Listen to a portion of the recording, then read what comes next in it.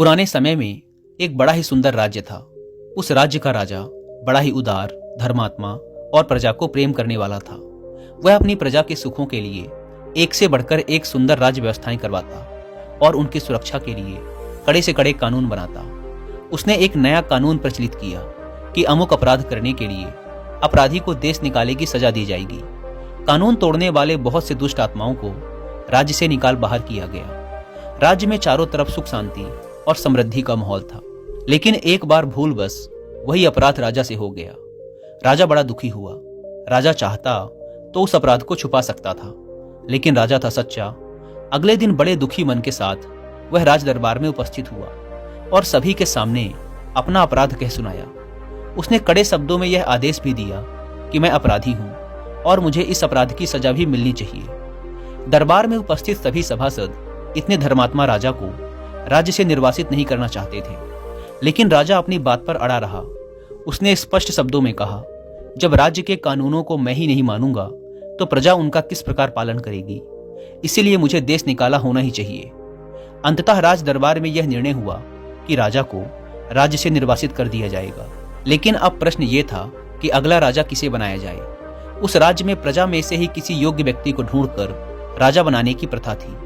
जब तक नया राजा न चुन लिया जाए तब तक उस पुराने राजा को ही कार्यभार संभालने के लिए विवश किया गया और ये बात उस राजा को मजबूरन माननी पड़ी। उस जमाने में आज की तरह वोट पढ़कर चुनाव नहीं होते थे। चुनाव का यह तरीका उन्हें पता नहीं था, ऐसी बात ना थी, बल्कि उन्हें अच्छे से पता था कि यह तरीका उतना प्रभावशाली नहीं है, क्योंकि लालच, धौंस और झूठे प्रचार के बल पर कोई नालायक भी चुना जा सकता है। इसीलिए व्यक्ति के सद्गुण ही उसके चुनाव की कसौटी थे। जो भी व्यक्ति सभी में अपनी योग्यता को सिद्ध करता वही चुन लिया जाता। जितना उस राज्य का राजा धर्मात्मा था, उतना ही उस राज्य का प्रधानमंत्री भी बुद्धिमान था। उसने नए राज्य के चुनाव का दिन निश्चित किया और पूरे राज्य में यह घोषणा करवा दी कि जो भी इस निश्चित दिन को सुबह 10 बजे राजमहल में आकर महाराज से सबसे पहले मिलेगा, उसे राजा बना दिया जाएगा। राजमहल एक पथरीली पहाड़ी पर मुख्य शहर से लगभग 2 मील की दूरी पर जरूर था, लेकिन उसके सभी द्वार खोल दिए गए थे। भीतर जाने की कोई भी रोक टोक ना थी। राजा के बैठने की जगह भी खुले में थी और वो घोषणा के दौरान सभी को चिल्ला चिल्लाकर बता दी गई थी। राजा के चुनाव से 2 दिन पहले प्रधानमंत्री ने सारा शहर खाली करवाया और उसे अच्छी तरह से सजवाया। सभी प्रकार के आराम और भोग विलास की वस्तुएं पूरे शहर में जगह जगह रखवा दी गई और उन्हें लेने की सभी को छूट थी। किसी से कोई कीमत नहीं वसूली जानी थी। सब कुछ मुफ्त में था। कहीं मेवे मिष्ठान के भंडार खुले हुए थे तो कहीं खेल तमाशे हो रहे थे। कहीं आराम के लिए मखमली पलंग बिछे हुए थे तो कहीं सुंदर वस्त्र आभूषण मुफ्त में मिल रहे थे। सुंदर और कोमल अंगों वाली युवतियां लोगों के सेवा सत्कार के लिए खड़ी थी। जगह जगह राजकीय नौकर हाथ में दूध और शरबत की गिलास लिए खड़े थे। इत्रों के छिड़काव और चंदन की सजावट से पूरा शहर महक रहा था। शहर का हर एक गली कूचा ऐसे सजा हुआ था मानो कोई राजमहल हो। चुनाव के दिन सुबह से ही राजमहल के सारे द्वार खोल दिए गए और लोगों को उस सजे हुए शहर में आने की अनुमति दे दी गई। शहर के बाहर खड़े प्रजाजन जब शहर में घुसे तो उसकी सजावट देखकर हक्के बक्के रह गए। मुफ्त के शरबत और दूध हर कोई पीने लगा। किसी ने मिठाई की दुकान पर आसन जमाया तो कोई सिनेमा देखने जा बैठा। कुछ मुफ्त के गहने और कपड़े पसंद करने लगे तो कोई सुंदरियों के गले में हाथ डालकर नाचने लगा। सभी लोग अपनी अपनी रुचि के अनुसार सुख सामग्री का उपभोग करने लगे। 2 दिन पहले ही सभी प्रजाजनों को मुनादी करके ये बता दिया गया था कि राजा से मिलने का सही समय ठीक 10 बजे का है।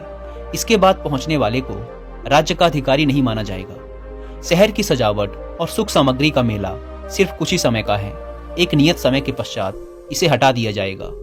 शहर का ऐसा एक भी व्यक्ति ना था जिसे दोहरा दोहरा कर ये सारी बातें ना बता दी गई हों, और सभी ने कान खोलकर सुन भी लिया था। लेकिन शहर की सजावट और मुफ्त की सुख सामग्री ने सभी का मन ललचा लिया था। किसी का भी उन्हें छोड़ने का मन नहीं कर रहा था। राज मिलने की बात को लोग उपेक्षा की दृष्टि से देखने लगे। कुछ सोच रहे थे कि दूसरों को चलने दो, मैं भागकर उनसे पहले पहुंच जाऊंगा। कुछ ऊँघ रहे थे कि अभी तो बहुत समय बाकी है। कुछ का विचार था कि सामने की चीजों को ले लो, अगर राज्य ना मिला तो ये भी हाथ से जाएंगी।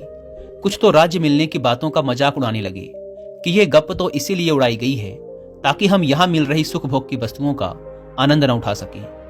पूरी भीड़ में से 1-2 ने हिम्मत की और शहर से निकलकर राजमहल की ओर चले, लेकिन थोड़ी दूर चलने पर ही महल के पथरीले रास्ते, पहाड़ी की ऊंचाई और शहर की सुंदरता ने उनका मन बदल दिया और वो उल्टे पांव शहर वापस चले आए। सारा नगर सुख भोग के संसाधनों में डूब चुका था। किसी को भी समय का ख्याल ना रहा। 10 बज चुके थे, लेकिन हजारों प्रजाजनों में से कोई भी राजमहल ना पहुंच सका। बेचारा राजा दरबार लगाए अकेला बैठा रहा। प्रधानमंत्री मन ही मन खुश हो रहा था कि उसकी चाल कैसी सफल रही। जब राजा से मिलने कोई न आया तो मजबूरन उसी राजा को फिर से राज्य का कार्यभार संभालना पड़ा। दोस्तों, ये कहानी काल्पनिक है, लेकिन ये मनुष्य जीवन की सच्चाई को दर्शाती है। हम भी तो अपने आज के छोटे छोटे सुख भोगों के लिए अपने जीवन के लक्ष्यों और उज्जवल भविष्य की आहुति दे देते हैं। हम में से किसे नहीं पता कि हमारे पास लक्ष्य प्राप्ति का समय सीमित है, लेकिन हम फिर भी इसे अपने झूठे सुखों के लिए बर्बाद करते रहते हैं और समय हाथ से निकल जाता है। हर विद्यार्थी को पता है कि उसके पास इस परीक्षा को पास करने का एक नियत समय है और फिर ऐसा समय दोबारा नहीं मिलेगा, लेकिन वो फिर भी अपने समय को सिर्फ थोड़ी देर के मजे के लिए गप्पे मारने, यूट्यूब शॉर्ट्स देखने, इंस्टा रील देखने या बेवजह घूमने भागने में बिता देता है।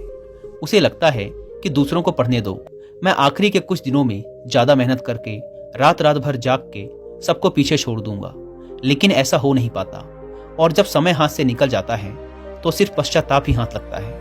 आखिर सब कुछ जानने के बाद भी हम बार बार वही गलती इसीलिए करते हैं क्योंकि हमारा खुद पर नियंत्रण नहीं है, और यह नियंत्रण इसीलिए नहीं है क्योंकि हमने कभी गंभीरता के साथ अपनी आदतों को नियंत्रित करने का प्रयास ही नहीं किया। हम बीच बीच में अपने मन को छोटे छोटे मजे चखने की छूट देते रहते हैं, इसीलिए ये कभी भी दूर के बड़े आनंद को प्राप्त करने का प्रयास ही नहीं करता और हमें छोटे छोटे सुखों में उलझाए रखता है। हर काम के लिए समय सीमित है क्योंकि जीवन कभी भी खत्म हो सकता है, लेकिन हम में से कितने लोग हैं जो इस घोषणा को याद रखकर झूठे सुखों में नहीं डूबे रहते और अपना हर दायित्व समय पर पूरा करते हैं। अवसर चला जा रहा है और हम आज के छोटे छोटे सुखों के भुलावे में पड़कर अपने अनमोल समय को बर्बाद किए जा रहे हैं और उज्जवल भविष्य की ओर आंख उठाकर भी नहीं देख रहे।